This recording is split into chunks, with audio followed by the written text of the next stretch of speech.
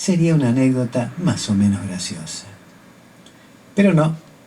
Entonces, lo ocurrido en esa noche, difícil de olvidar, no fue un acto de campaña, ni como intentan instalar los pocos oficialistas que quedan, un intento por blindar su núcleo duro. Fue algo más parecido a la última cena de un condenado.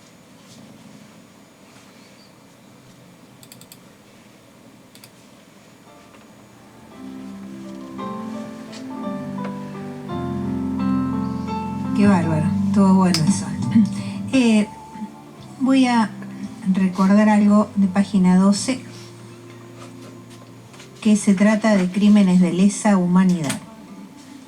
Encontró los dibujos de su madre durante el cautiverio y los mostró en el juicio. Durante el proceso judicial, Mariana Oliva, hija de Carlos Alberto Oliva y Laura Susana Martinelli, detenidos desaparecidos en agosto de 1976, presentó las imágenes como prueba. Es muy representativo de las condiciones en las que estaban, contó en las 7:50. Secuestrada el 5 de agosto de 1976, junto a su compañero Carlos Alberto Oliva Ramos, Laura Susana Martinelli, entonces de 23 años y militante de la Juventud Universitaria Peronista, estuvo en cautiverio en el centro clandestino de detención que funcionaba en la base naval de Mar del Plata. Allí fue donde hizo los dibujos que 4 décadas después mostró su hija, Mariana Oliva, nacida un mes antes del comienzo de la dictadura militar, en el juicio por crímenes de lesa humanidad, subzona 15 de Mar del Plata. Esta es mi mamá acá presente hablando. Es la frase que dijo Oliva cuando prestó testimonio y mostró las imágenes encontradas 50 años después. El hallazgo ocurrió a partir de que Martín Azcurra, militante social, parte de Editorial Chirimbote e hijo de uno de los imputados, el represor Héctor Raúl Azcurra, se los hizo llegar. Me llamó un día un compañero, el abogado de Derechos Humanos Pablo Basel, a finales de 2017, y me dijo que me tenía que dar algo, pero que quería dármelo personalmente, contó Oliva en las 7:50. Los dibujos son 4 y las escenas son diferentes entre sí. En particular, el autorretrato de Martinelli y su compañero, que fue el que Mariana decidió compartir durante la audiencia y sirvió como prueba de las condiciones de cautiverio. Es muy representativo de las condiciones en las que estaban y de la experiencia por las que pasaron ellos y todos los que fueron detenidos, explicó la hija de desaparecidos. Las hojas en las que están hechos los dibujos eran de uso oficial de los marinos y en una de ellas se lee una dedicatoria de la madre de Oliva. Agente 20 siempre recordará los brazos de Daniel que la tuvieron en sus 5 meses. Y está firmado, dice S. Y bueno, ahí habla de toda la situación que seguramente haya sido muy conflictiva, donde probablemente había una manipulación emocional, porque es como un gesto de agradecimiento que en realidad no había nada que agradecer, dijo. Y concluyó, ella evidentemente estaba en diálogo con Azcurra, que evidentemente él o el grupo al que pertenecía, vehiculizaron esto, de que no haya sido devuelta, pero claramente era un argumento para tenerla sujeta y probablemente buscar colaboración y todo lo que se hacía con las personas cautivas y en contextos horribles de interrogatorio. Muy conmovedor esa historia, por Dios, y cada historia que habrá que no la conocemos, ¿no? Así es. Con esos crímenes terribles. Bueno, ¿tenés algo?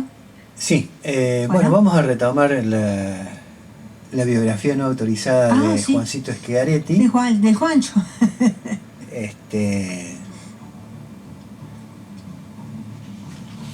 Para que ustedes vayan sacando conclusiones.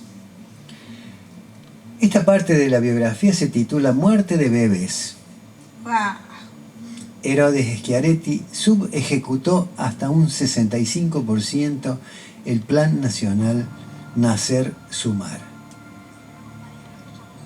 La muerte de bebés recién nacidos en el Hospital Materno Neonatal, el principal nosocomio de la provincia de Córdoba en materia de atención materno-infantil, es el impacto con mayor carga de sensibilidad que cayó sobre la sociedad cordobesa en materia sanitaria después de lo ocurrido con la pandemia de COVID-19.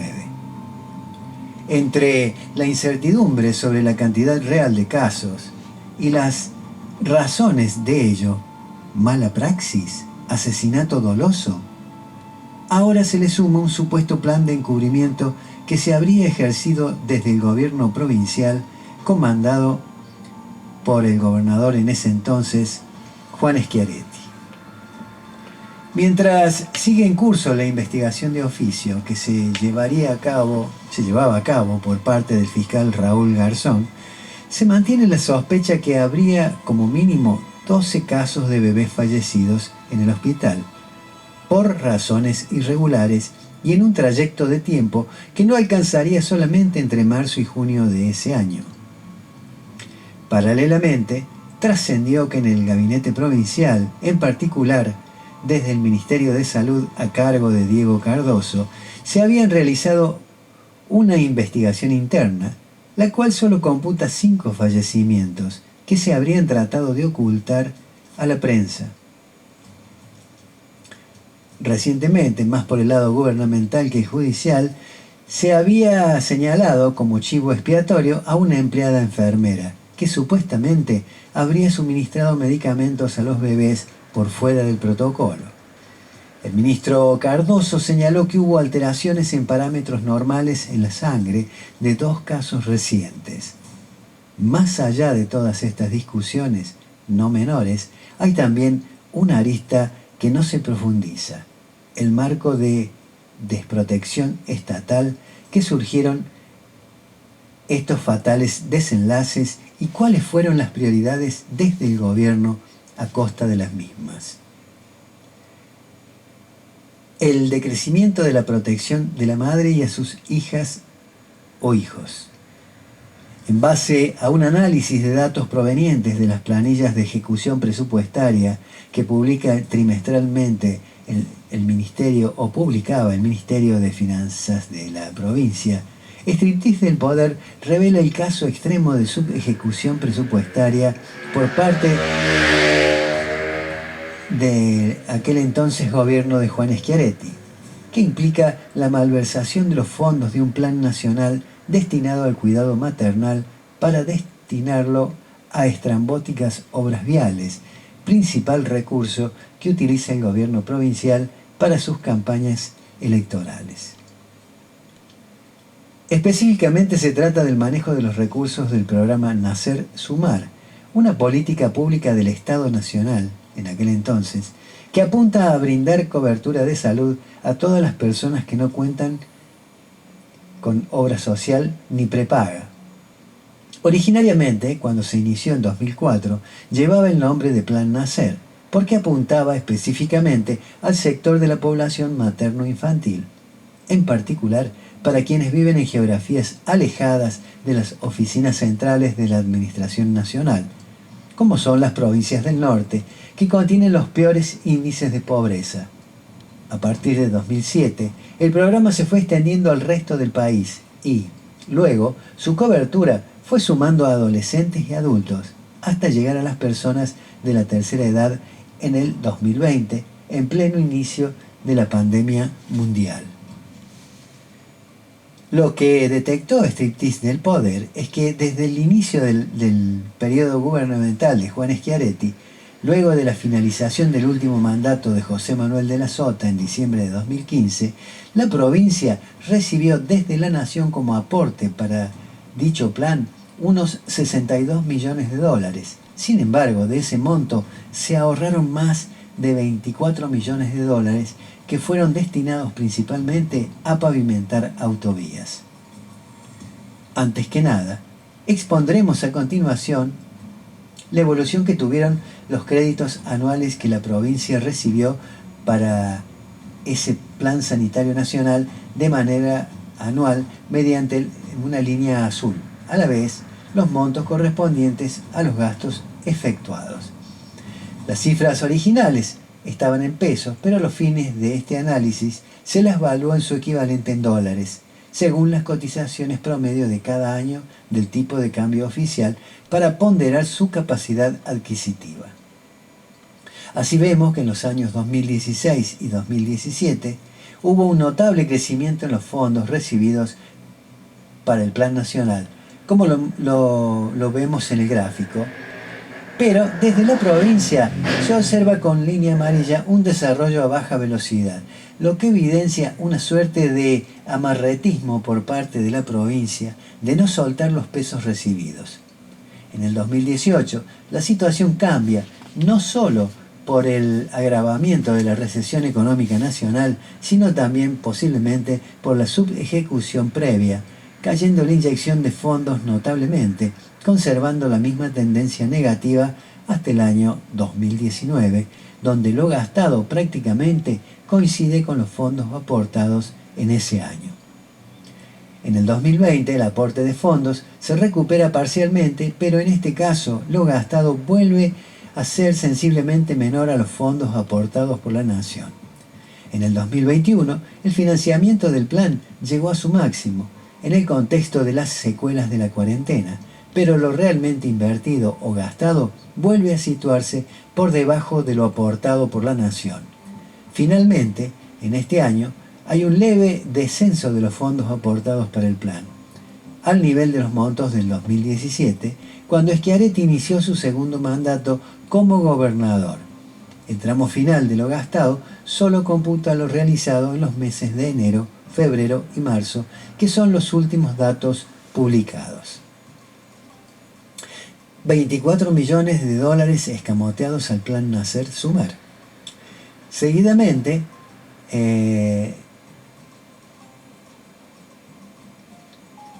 digamos que junto con lo comprometido de cada año para realizar los gastos y lo realmente pagado, también están valuados en dólares. En ellos se incluye también los fondos reservados para el 2022 y los cómputos comprometidos y pagados solamente en los primeros 3 meses de enero a marzo. La penúltima columna de la derecha expone la diferencia entre el presupuesto vigente y lo gastado cada año, y la última, el porcentaje de ejecución presupuestaria efectivamente concretado. Finalmente, las últimas filas exponen el total y el promedio anual de cada columna. Podemos contemplar que hubo un promedio de 12 millones de dólares por año que el gobierno de Córdoba tenía depositado en sus cuentas con fondos enviados desde Nación para que se destinaran hacia sectores vulnerables, incluyendo principalmente a las mamás y sus hijos e hijas. Sin embargo, hubo un ahorro promedio de más de 4 millones de dólares anuales. Básicamente, una quita en promedio de la tercera parte, que en los años 2016 y 2017 llegó hasta las 2/3 partes, un 66%. E incluso en el primer trimestre de este año se observa nuevamente una subejecución, al haberse gastado un 21% en lugar del 25% previsto para el trimestre. Estaríamos hablando entonces de una malversación de fondos de al menos 24 millones de dólares, equivalentes actualmente al cambio del dólar solidario a más de 5.700 millones de pesos, escamoteados al plan Nacer Sumar, siendo este el contexto presupuestario que se está viviendo en Córdoba ante la dolorosa pérdida de bebés, nada menos que en su principal nosocomio de cuidados natales. El destino de los 24 millones de dólares, obras públicas. Se cae de Maduro que era para inducir a los cordobeses a pensar de que pagar impuestos y caros era muy bueno porque el gobierno lo invertía en obras, cuando en realidad estaba utilizando dinero que mandaba el gobierno nacional de aquel entonces para los cuidados neonatales y las mamás con recién nacidos. En el recordado último almuerzo en la Fundación Mediterránea, el gobernador Schiaretti disertó a los fines de autoalabar su gestión en el gobierno provincial, a los fines de proyectarla nacionalmente, donde incluyó unas diapositivas. En la primera de ellas, ante un público conformado por empresarios ávidos de las prebendas que ofrece el Estado provincial, el expositor se jactó de su capacidad de gestión, consistente en haber logrado 5.449 millones de dólares en ahorros corrientes, retaseándoselos a las criaturas, desde el 2016 hasta el 2022. Y acorde a su profesión de contador, definió esa política de ahorros corrientes, como si se tratara de una nueva visión de la contabilidad y las finanzas públicas, asimilándola, por contrario, al de una empresa y al resultado operativo que éstas deben tener. Para describir el accionar de que los presupuestos estatales, en lugar de ser gastados en lo que deberían, conforme a la ley aprobada por la legislatura, se malversen para destinarlos a otros objetivos, como si la ley anual del presupuesto fuera papel picado. Según las propias palabras de Schiaretti, en aquel entonces, expresadas en el fragmento de su exposición reproducida previamente, el mayor plan de obras públicas de la historia de Córdoba se logró mediante ese ahorro corriente, basado en la malversación de fondos públicos que, según la ley presupuestaria, debían ser destinados a otros fines, como en el caso del Plan Nacer Sumar, para el cuidado de las madres y sus criaturas, y nada menos que respecto a fondos enviados desde Nación. Claro, de ahí siempre, porque ahí se explica por qué siempre andaban de punta con el gobierno nacional, con el gobierno de las K, porque los otros les reclamaban, querían controlar en qué gastaban estos y estos no les querían dar salida porque estaban utilizando la guita en otra cosa. Más clarito, échale agua. Así, en la diapositiva expuesta dentro de esos 5.449 millones de dólares ahorrados entre el 2016 y 2022, están los 24 millones de la provincia que no invirtió para el Plan Nacer Sumar, destinado a las familias de escasos recursos. Se incautaron de esa manera dineros públicos para destinarlos a faraónicas obras que se utilizan desde la gestión gubernamental para sus campañas electorales. Y bueno, como acá el intendente, que la guita que le manda ahora el gobierno de la provincia es para hacer una obra faraónica de reforma en la Plaza San Martín, porque eso es circo, en lugar de arreglar todas las calles que están hechas mierda con esa plata. Se cree que nosotros vamos a transitar por la Plaza San Martín para ir a todos los lugares que van a estar todo concentrado ahí. Como así también para el pago de deuda externa provincial. Sobre esto último cabe apuntar que los bonos de deuda dolarizados que emite la provincia lo realiza principalmente para solventar esas mismas obras públicas de dudosa utilidad social, o para afrontar el pago de otros bonos que se lanzaron para ese mismo fin. Quien preside la Fundación Mediterránea era Pía Astori, de Astori Construcciones. Qué raro, ¿no? Una de las principales beneficiarias de la cartelización de obras públicas de la provincia. Además, es amiga personal de Schiaretti. Su instituto, a cargo de realizar los análisis de coyuntura macroeconómica, es presidido actualmente, o era presidido en esa época, por Carlos Melconian. ¿Le suena? Integrante del sector de economistas que se aferran al análisis fiscalista sin importar las consecuencias sociales. O sea, es otro hijo de puta como los que están en el gobierno nacional.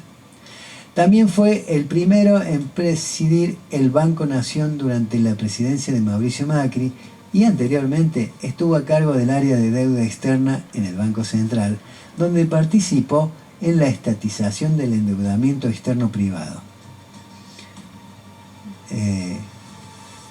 No me equivoqué con el calificativo que usé. que benefició entre otros a SOCMA, Sociedad Anónima, que es la sociedad de Macri, de la familia Macri, Banco Galicia, Bridas, Pérez Companc, entre otros grandes conglomerados empresarios, sin tener en esas circunstancias consideración alguna de las consecuencias fiscales que acarrearía esa medida. Vuelvo a repetir, es un hijo de puta como los que están en el gobierno. Tiene el mismo pensamiento, el mismo modus operandi. La cortina de humo y la cortina del baño. ¿Qué tendrá que ver una cosa con otra? Se preguntarán ustedes.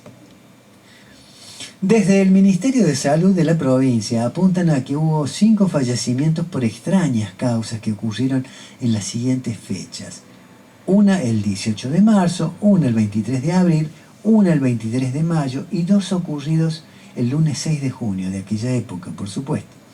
El viernes siguiente, 10 de junio, el gobierno de Córdoba orquestó una aparatosa entrega de equipamientos de aparatología en el Hospital Materno Neonatal, donde sucedieron esos desgraciados hechos.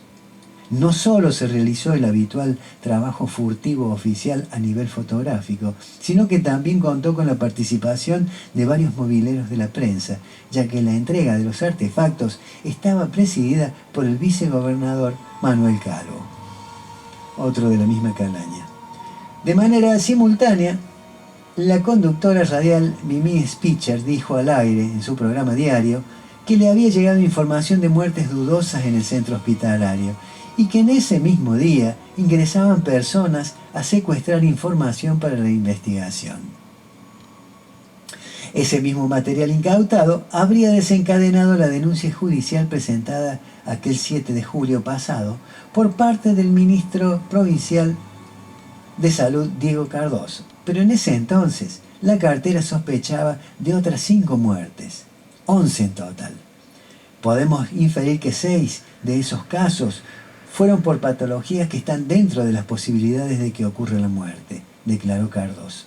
Mientras tanto, las denuncias de familias abarcan fechas que llegan hasta incluso al año pasado de esa época, como es el caso de Cataleya, la bebé que murió el 4 de septiembre de 2021, cuyos familiares tienen un rol importante en las convocatorias contra la impunidad que se concretan al frente del trágico nosocomio.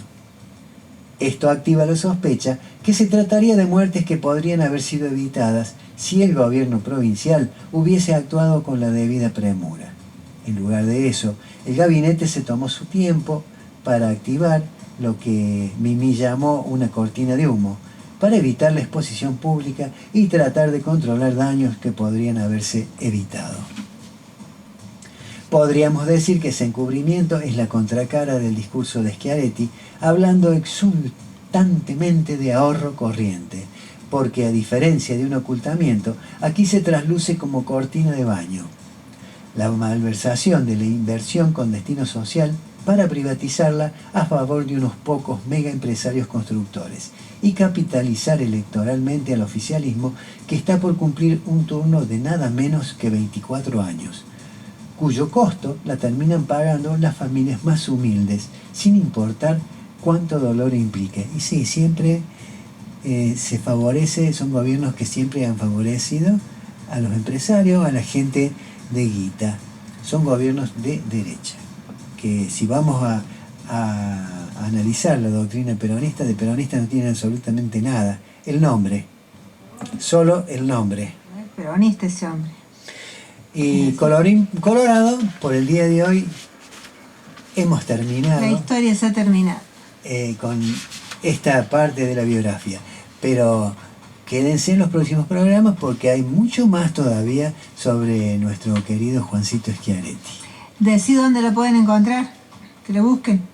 Perfecto, cierto, ya me estaba olvidando. Sí. Bueno, nosotros esto lo hacemos los videos y los subimos a una página en YouTube. Ustedes pongan en el buscador de YouTube programa Tenemos Patria del 09 /inclinada 10 /inclinada 2025, parte 1 de 4, parte 2 de 4, parte 3 de 4 o parte 4 de 4. Con esa fórmula pueden buscar todos los programas de estos últimos 3 o 4 años, donde pueden encontrar todo tipo de información que a veces muchos no han tenido acceso porque no lo han escuchado en la radio o no han podido, y ahí pueden ver los programas viejos y por supuesto el último programa. Y aparte, suscríbanse a la página de YouTube, así cuando entre un nuevo video, YouTube les avisa en forma automática y ustedes lo van a poder ver sin atraso. Y esto es importante para que la gente sepa realmente lo que es esta persona, por ejemplo. Para que siga la historia esta, la biografía, y lo conozca bien al señor este. Sí, tampoco crean que es un ensañamiento que nosotros tenemos con Juancito Schiaretti. No, pero es para mostrar la realidad. Acá nosotros lo que queremos es mostrarle la verdadera historia de cada personaje político. Esta vez le tocó Juancito Schiaretti, alguna vez le tocó a Luis Juez, alguna vez le tocó a Mario Negri, y así sucesivamente. Y en cualquier momento le va a tocar al intendente de acá. En cualquier momento. Sí. Así que se van a poder enterar de cosas inimaginables. Así es. Préndeme. Bien. Bueno, vamos a leer una noticia de la diputada local. Gabriela Brouwer de Koning en Instagram. Pedimos memoria y el cumplimiento. Y el cumplimiento del pago de las indemnizaciones por las explosiones. Ahí viene. Gabriela Brouwer de Koning en la Cámara de Diputados de la Nación dijo: pedimos memoria y el cumplimiento de la ley para las víctimas de Río Tercero. En la sesión de la Cámara de Diputados de la Nación, la diputada cordobesa Gabriela Brouwer de Koning planteó una cuestión de privilegio para exigir al Estado Nacional el cumplimiento efectivo de la ley de indemnización a los damnificados del atentado a la fábrica militar de Río Tercero, ocurrido el 3 de noviembre de 1995, y el tratamiento de un proyecto de ley para instituir el día 3 de noviembre como Día de la Memoria y Solidaridad con las víctimas del atentado a Fábrica Militar Río Tercero. Como diputada nacional y como ciudadana de Río Tercero, me siento profundamente ofendida y agraviada porque el Estado Nacional continúa siendo indiferente frente a la exigencia de reparación integral de las víctimas del atentado, expresó Brouwer de Koning al iniciar su intervención.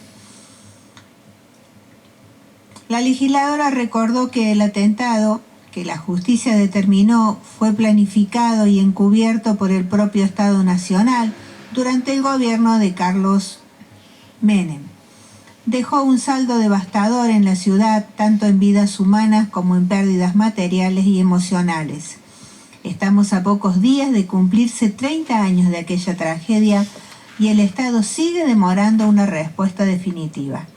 En 2015, este Congreso sancionó una ley para indemnizar a los damnificados, pero después de 10 años, solo 200 personas cobraron la indemnización de más de 8.000 que la esperan.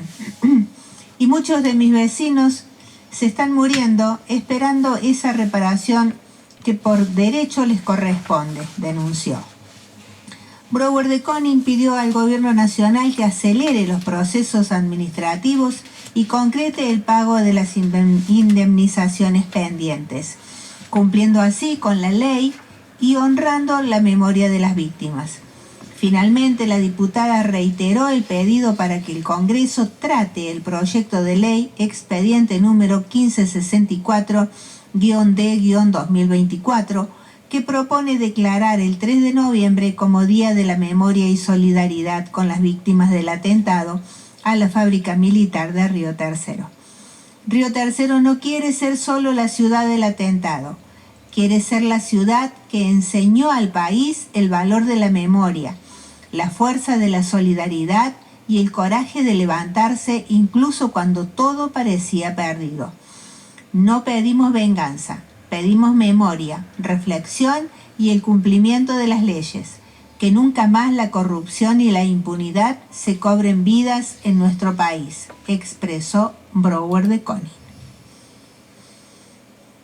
Bueno, en esa le doy la razón.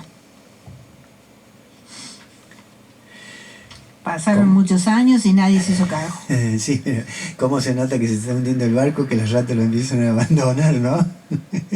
Porque hasta ayer lo apoyaba el gobierno nacional y ahora, ¿qué pasó? Sí, pero está bien. Esta parte está bien. Bueno, ¿con qué vamos? Bueno, Milei hizo un mega recital en el Movistar Arena que implica alquilar el lugar, contratar iluminación, sonidistas, pruebas de sonido, ensayo, traslados, escenografía, personal auxiliar, personal de vigilancia, policías en las afueras para reprimir y gasear a los antilibertarios, pero a ninguno de los periodistas independientes se les ocurrió preguntar de dónde salió el dinero para eso, porque están tan ocupados investigando de dónde sacó la plata Cristina para comprar una maceta con unas margaritas que puso en su balcón. Es re loco que a ningún periodista le haga ruido que el narco Fred Machado y que Javier Milei tengan el mismo abogado, ¿no? Al final, el mundo es un pañuelo y la libertad avanza es el moco. El Fondo Monetario Internacional y el Tesoro de Estados Unidos iban a poner 20.000 millones de dólares en ayuda para Argentina hasta que vieron los videos del recital de Milei en el Movistar, en Movistar Arena. La Cámara de Casación Penal finalmente apartó al juez Ercolini de la causa contra Alberto Fernández respecto de Fabiola Yáñez. Era notorio que Ercolini no iba a ser imparcial, porque Alberto lo denunció por su viaje al lago escondido en su viaje de egresados. Igual la justicia argentina da más vergüenza que Milei cantando demoliendo hoteles. Ya voló Esper de la lista de La Libertad Avanza. Deberían seguir Lorena Villaverde, presa en Estados Unidos por narco, Nadia Márquez, presa por estafas, Santilli, empresas en guaridas fiscales y lavado, Fargosi, amigo del narco Brusone, Bullrich, amiga del narco Brusoni. Si no adelantan las elecciones, al único que va a quedar en las listas va a ser Tronco, y hasta ahí no más. Efusividad del equipo económico argentino en